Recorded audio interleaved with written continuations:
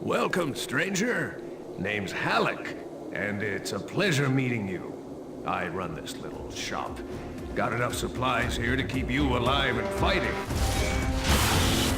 Rage, at its core, is a first-person shooter. These other elements like racing and vehicle combat, they're additive to the experience. But it's important not to get confused by really what we do. We're id, we make first-person games. You know, when you pick up the shotgun and you shoot a bad guy, you know what to expect.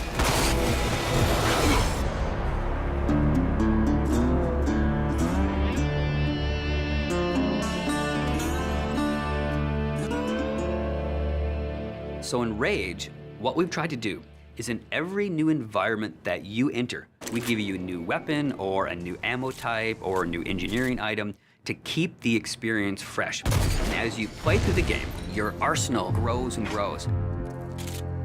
It's a few different elements that really make a weapon good or satisfying. When you hit the fire button, it needs to do something on the other end.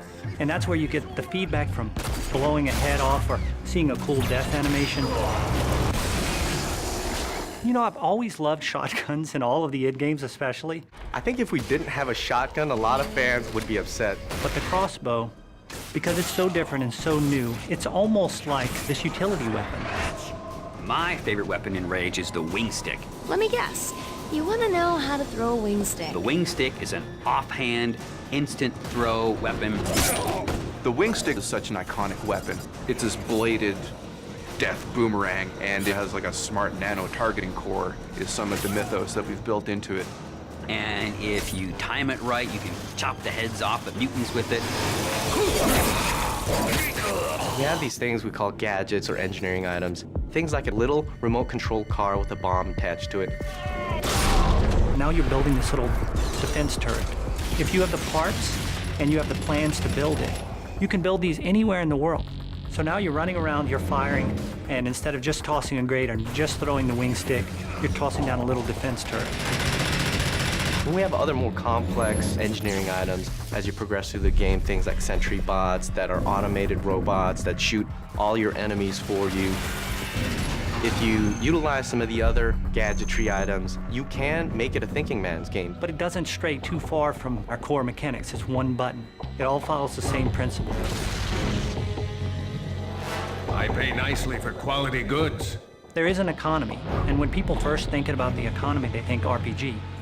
But the economy is really your tool to manipulate how you want to play the game. It really is this player choice mechanic.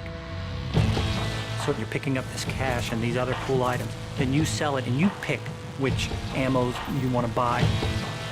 When you get these new things, you'll want to try it out. And when you do, you learn how that impacts you as the player and how you want to approach a situation. But at every step of the way, we never want the inventory to get in the way. It's there for a reason, it always has a purpose, but we still want to stay true to that kind of action. The world in Rage is about survival and all the elements that the player will need to succeed in surviving. It's up to them how they want to use those gadgets, weapons, and ammo types. Along with the action shooter experience role that we intend for the player to take, we create these different options in the gameplay when you get into an area with all these various implements of death.